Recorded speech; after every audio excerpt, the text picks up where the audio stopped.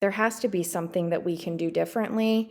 We need to figure out what that is. We need to figure out how to change the way we function within the work and how the system needs to change. I love when authenticity arrives because I feel settled in my body when I know that somebody is truly inhabiting theirs and not just giving facade and like the ghost version of themselves, the part that can do the job but not really offer self. To me, that is the embodiment of how I would view joy, is having that alignment of who I am and being able to express it in the outside world without fear or concern. You're listening to Solving for Joy. I'm your host, Dr. Chrissie Ott. Hello, friends, and welcome to this week's episode of the Solving for Joy podcast. I am thrilled to introduce my guest today, Dr. Jessica Ching. Dr. Ching is a powerhouse in the world of plastic and craniofacial surgery. She's not only a highly skilled surgeon, but also a very compassionate leader, dedicated educator, and advocate for authenticity in medicine. Her incredible journey includes being a summa cum laude graduate from Baylor University, AOA in med school, UTMB, and advanced training in both plastic and craniofacial surgery. She is currently shaping the future of care at Baylor College of Medicine and Texas Children's Hospital, my alma mater. But her impact does not stop there. She has held leadership roles and delivered keynote speeches around the world and earned a reputation as a teacher who truly inspires her students. She's passionate about transforming how we think about well-being, music to my ears, as well as patient care, bringing authenticity and heart into every room she steps into. I cannot wait for you to hear her wisdom and hear about her research today. Let's dive in. Welcome, Jessica. Thanks for being here. Oh, thank you so much for having me. My pleasure. We met about 6 weeks ago at the International Conference on Physician Health in Halifax, Nova Scotia, and it was exciting for me to walk into a room and find somebody with a Baylor College of Medicine email address, and I just couldn't wait to get to know more about you. And you were presenting in that conference on your published research on authenticity. And I would love for you to have the opportunity to share with our audience a little bit about what brought you into this space and what you found when you and your collaborators looked into authenticity as a measurable variable in trainees and faculty. So, going through my education and training, I was exposed to a lot of mental health struggles around me and personally. And I remember not having the words to articulate it, and the people around me also not being able to articulate how they were feeling or what they needed. I remember feeling really helpless, like watching people suffer and being able to do nothing, which is so counterintuitive when you think about why you want to be a doctor, right? Yeah. Yeah, we're trained to run towards the suffering, right? And have something to offer to it. Exactly. And Mhm. so having nothing to offer because it wasn't even something people talked about or was okay to talk about. And then when I became a faculty, I had worked at for a couple of years, and one of the anesthesiologists that I had grown to work with and as a close work colleague, she committed suicide. And I just worked with her the day before, and there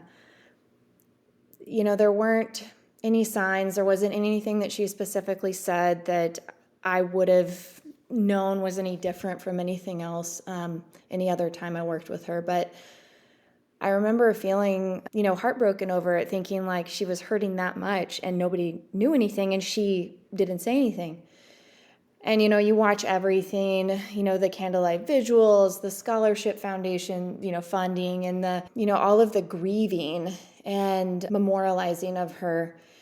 And then within 2 weeks, everything kind of stopped, and everything went back to how it was before. Nothing ultimately changed. And I think that was when that was what struck me more than even the grieving process, was just thinking like, are we really going to go back to how it was? Somebody died. Like somebody was suffering so much in the middle of all this that they committed suicide, and we're not going to change anything. We're just going to pretend it didn't happen. And that's what it felt like. It felt like people were kind of just going back to what they knew and what they had always done. What year was that, Jessica? Were you in the midst of the pandemic then, or? It was right in the beginning of it. It was April of 2020. So we were, there was a lot of isolation going on because we weren't fully up and running. We were in that kind of shutdown or time, and so there wasn't a lot of social outreach or anything like that, like not like normal. So that's what I started thinking. I was like, there has to be something that we can do differently. We need to figure out what that is. We need to figure out how to change the way we function within the work and how the system needs to change. And so I did a deep dive for a long time looking into that. And one of the tools I used to try to sort through what was important was a qualitative survey or tool I made and I put it online. It's called the Authentic Doctor Survey. The Authentic Doctor Survey. Okay, where can people find it? AuthenticDoctorSurvey.com.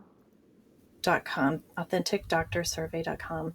Like, two things are coming up before we head into the survey information. One is how important it is to highlight that we don't have a behavioral or communication template to share our darkest feelings. We have behavioral and communication templates, especially in our workspace, to share very surface feelings. I heard on a podcast where Dr. Jessie Gold was being interviewed recently, the abbreviation FINE, feelings I'm not expressing, right? So you may have even asked that colleague that day, hey, how are you doing? And she may have said, fine, right? But the truth is, underneath, there was deep suffering, and we don't have a quick way to say, hey, I'm really suffering. I'm here, right?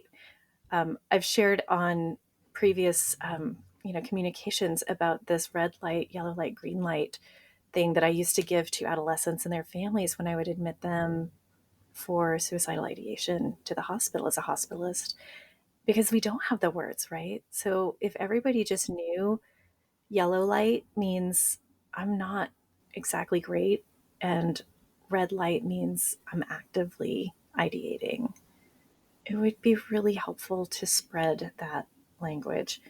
And I am so struck by your intrinsic motivation and instinct of something has to change. How can I help?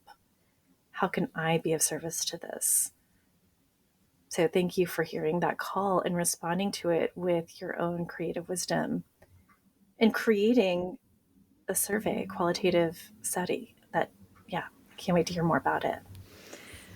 Yeah, I think, you bring up some really good points about just not having words. And when I made this qualitative tool, that's exactly what I was trying to do, was capture the words. I realized and was advised that storytelling would be really powerful in trying to generate, information and give like a reality check to people, especially that weren't in medicine, about what was going on. And so that survey tool is designed, it has 3 questions, and they're free text response, and it's basically allowing people to say what authenticity means to them, how they struggle, and what we could do to help. And, some people didn't answer very much. I sent it out pretty broadly. I did a couple of different like social media postings about it in different groups and sent it out across my institution. And, after about 350 responses, I started looking at it to look at do qualitative thematic analysis from it. I'm so sorry to interrupt you, but I just want to that is staggering that you got 350 responses to a free text survey that people were not compelled to reply to. Again, timeline, this sounds like it might have been in the heart of our pandemic experience? Is that It was like when we were coming out of it, it took me a while to formulate this and get it running. So it was like 22, like during 22. I'm so struck by that response number. So very, very helpful. And then you begin to look at it, and what did you find? There were so many people that were really afraid to be themselves because they felt like that there was going to be repercussions. They would be ostracized. They wouldn't be liked by their boss. Um, and one of the other questions was your gender, how old you were, and then what level of training you were. So if you were a student, resident, fellow, or faculty, and then how senior or junior you were in your faculty. So I could kind of see on the spectrum where the respondent was. And when they were either in residency or early faculty career, they really struggled. There were a lot of verbalization about struggling being themselves or ways they'd felt judged when they had been themselves. And then, when they were more senior faculty, the ones that replied, they kind of had more of a mentality like, I'm fine, this is how it is, I'm okay, I made it. And then the students and the like intern, I would say, younger, they were really in a search for identity. And when asked about authenticity, they would often describe the dichotomy they saw before them, where they were either going to choose to be themselves or choose to be a doctor and be professional. And so you could almost see, like, through these respondents and where they were, the journey that probably each one of us felt, where we really felt like we couldn't be ourselves and we're going to make a decision to be the profession or to be ourselves. And then the struggle with that early on. And then, the more senior people just coming to terms with that's how it is. That's so profound. I mean, it's really like when you're looking at that dichotomy, and I will say I think that we should maybe think of it as a false dichotomy, but a really compelling false dichotomy where you're basically legitimately opting for either a split from yourself or a split from the secret society you've been privileged to be inducted into. Right. And I agree with you. It's not a dichotomy I would want to propagate or to proclaim as true. So on the Authentic Doctor survey, it was anonymous. It's up and accruing, but I analyzed 300 and a little over 350 responses with qualitative thematic analysis, and it basically, it really showed that students and early trainees feel like they're faced with a dichotomy, whether or not it's real. They feel pressured to either choose between being themselves or being a doctor or part of the profession that they want to be, privileged to enter, especially if they're a student applying to residency. You could really see the pressure and the struggle. And then when you're in the residency group and in the early faculty group, they felt that struggle. They had made the choice to enter a profession and felt like they had kind of needed to put their authenticity aside in order to not be judged, in order to be accepted as part of the group. And there was a distinct overtone of feeling like that the group didn't want to know who they really were anyways, and it wasn't invited for them to be that way. It's so profound that the profession tends to give this subliminal message that who you are is actually not welcome here, right? And even if we don't mean to, that is such a common experience in trainees and early career physicians. um, I feel quite relieved when someone shows up in their professional role as a physician with their entire self intact, that they bring their je ne sais quoi, their spice into the room, their humor, or their nerdiness, or their self-awareness, or to some extent some healthy self self-deprecation, right? I love when authenticity arrives because I feel settled in my body when I know that somebody is truly inhabiting theirs and not just giving facade and like the ghost version of themselves, the part that can do the job but not really offer self. It's a very deep thing, I think, to contemplate when we evacuate ourselves in order to perform a task, even a task as important as practicing medicine and performing surgery. You know? One of the words that they use to describe kind of the feeling that you're talking about or to go hand in hand with it is professionalism. There was a lot of, in the responses, professionalism came up quite a bit as a theme that they felt like they were choosing to be professional over to be themselves, and the two couldn't coexist.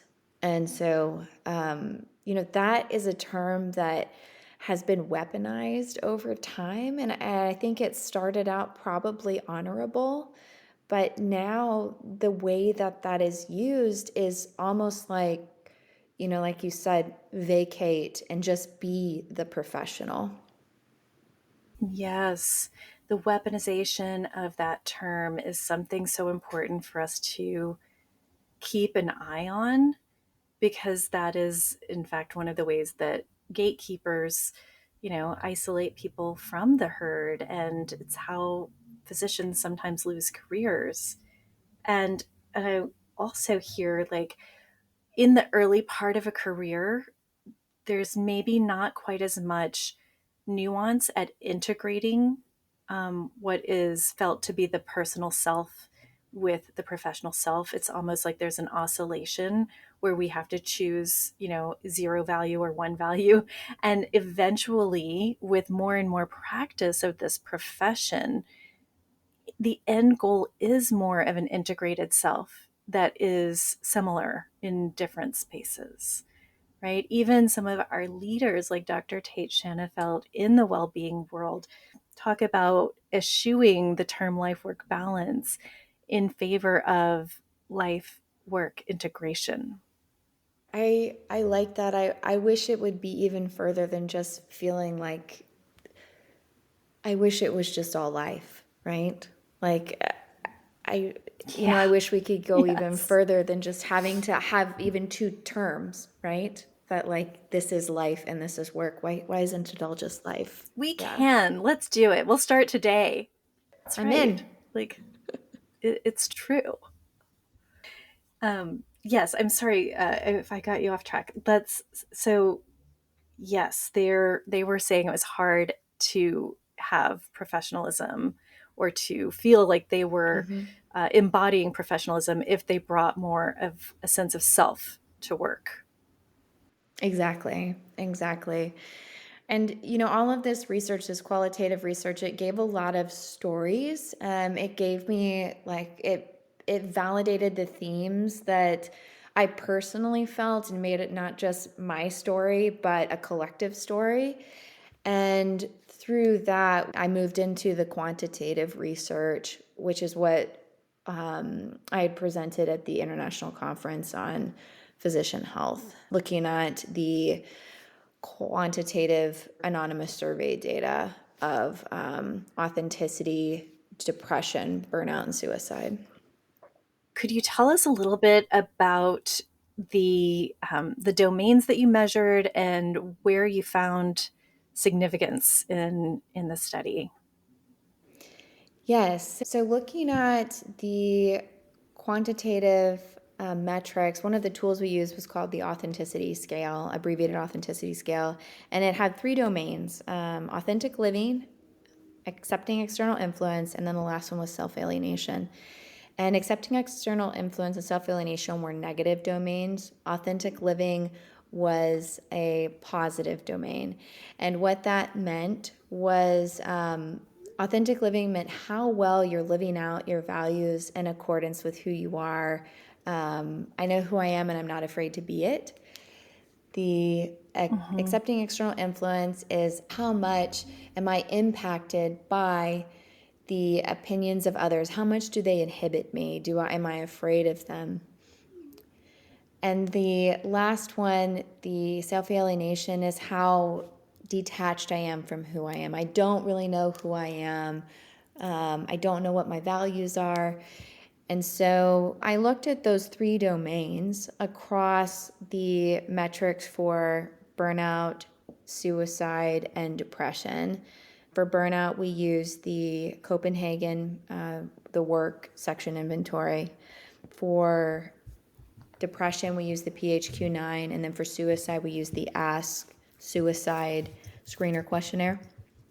And through that, I showed across all the physician specialties that we surveyed, which included internal medicine, family medicine, pediatrics, emergency medicine, OB-GYN, and surgery, that 1,200 physicians we surveyed with 783 responses, I think.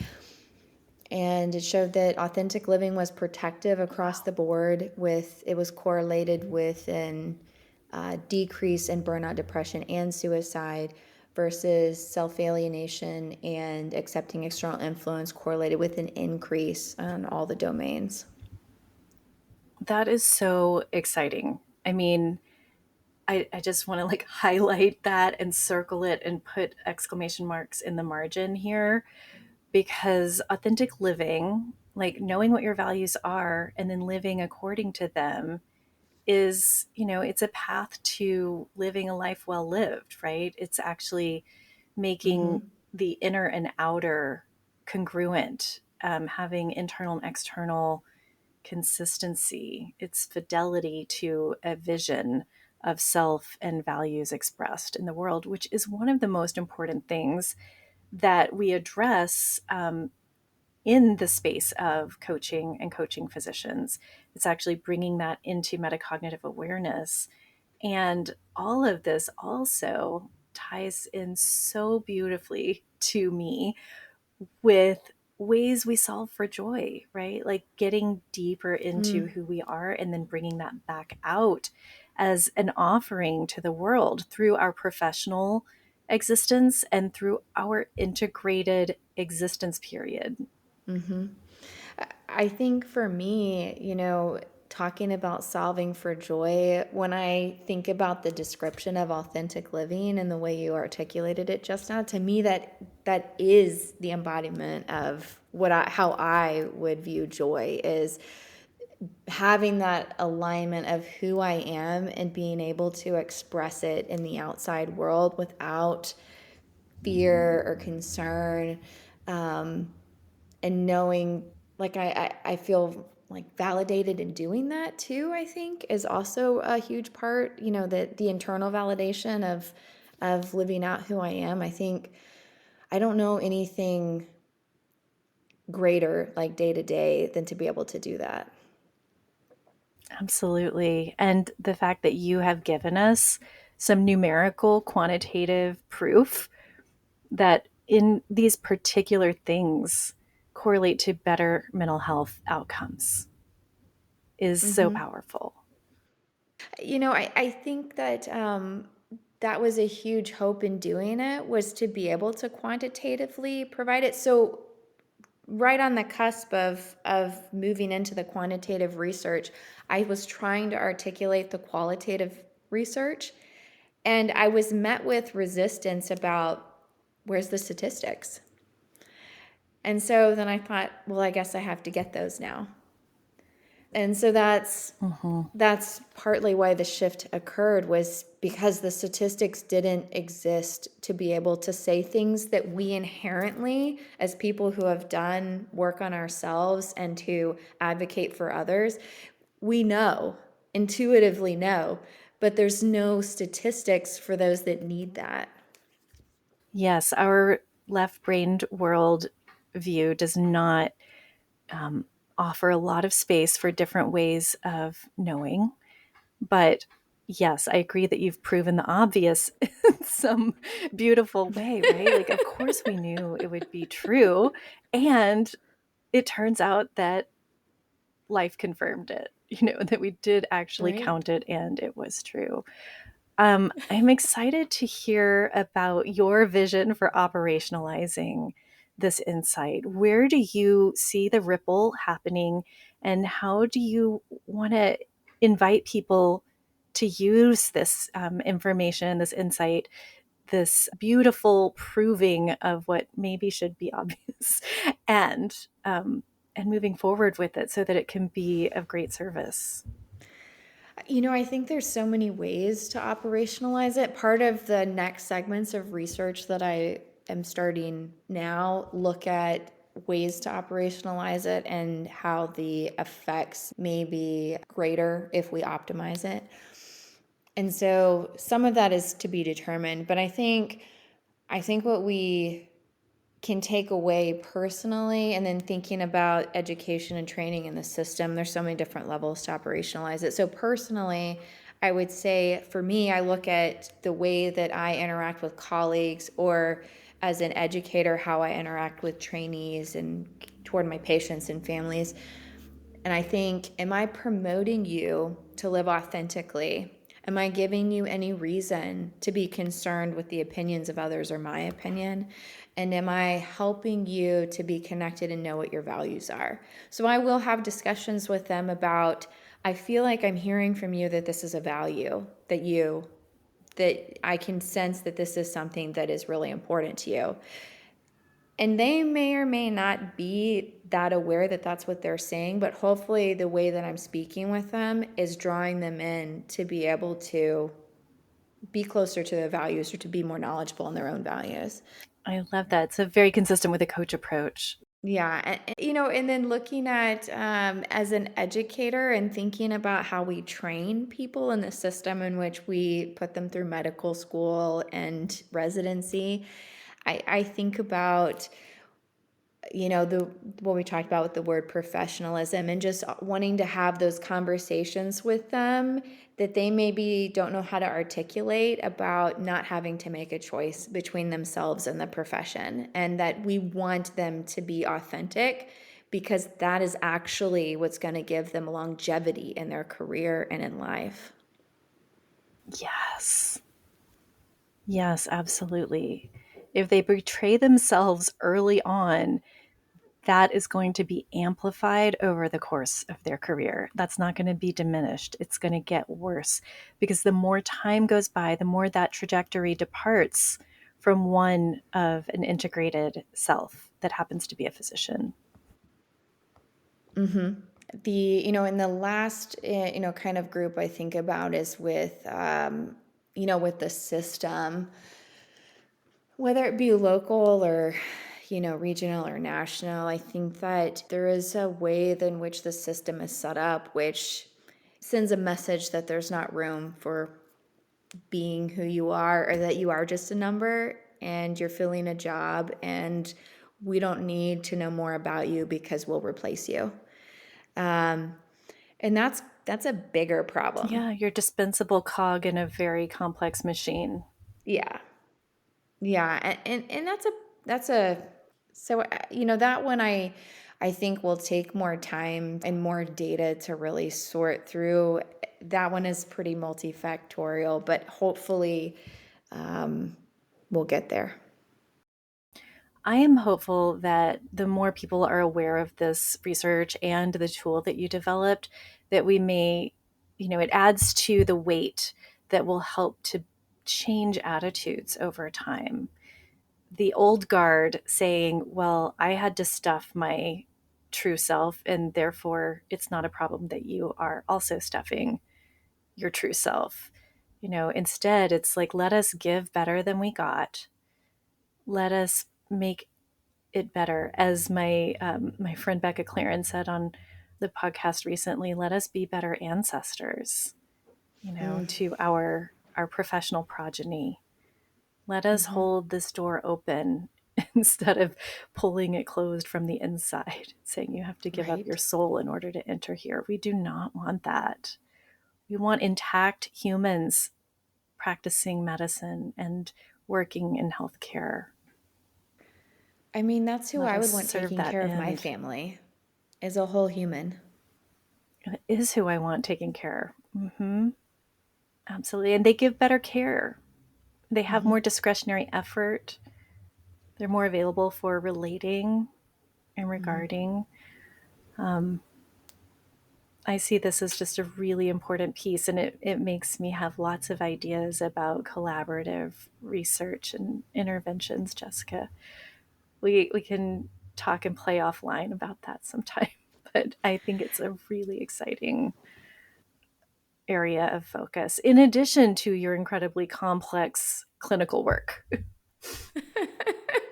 You know, I, I, um, I love all the hats that I wear. Otherwise, I wouldn't wear them.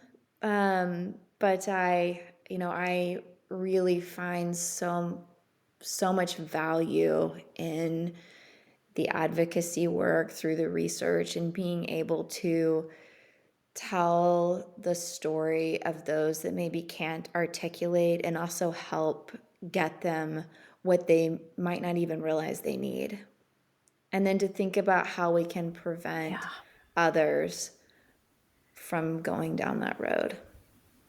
absolutely. Ascending and using your access and influence to benefit Mm-hmm. those who don't have access or influence yet Mm-hmm. and are really still in the throes of, trying to make it through the gauntlet of training. They're not in the place where they can finally relax and say the words, I made it.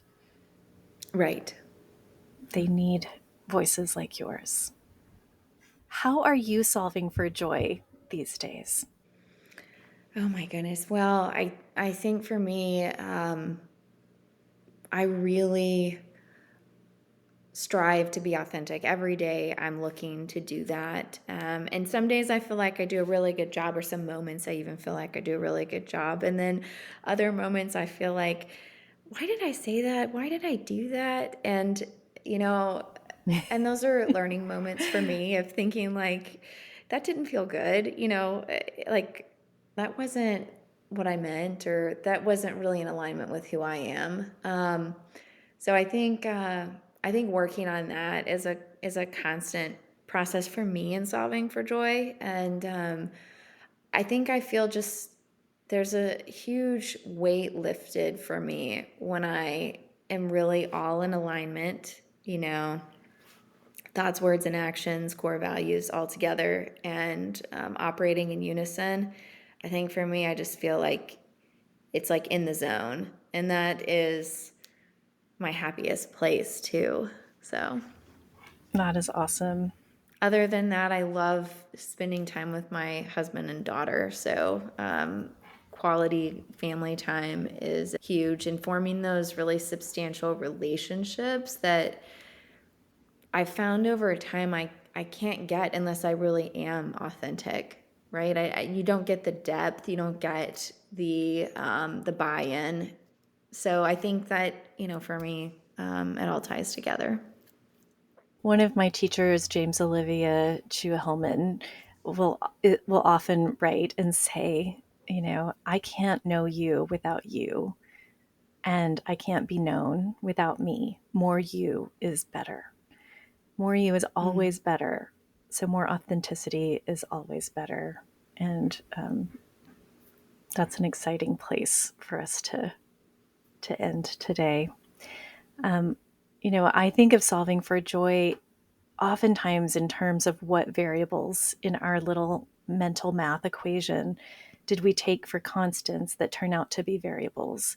And from our conversation today, I'm taking away that in our approach to living more authentically, especially in medicine and healthcare, that constant that we may have believed at some point that we thought was a constant about needing to not show our authentic selves is actually variable. And when we change that variable, we end up solving for more joy, right?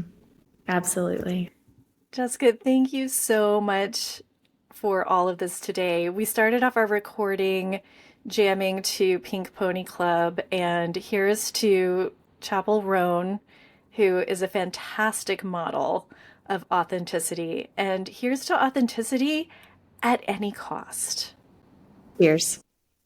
We are going to have links in the show notes to Dr. Jessica Ching's authenticity questionnaire and relevant websites for her research.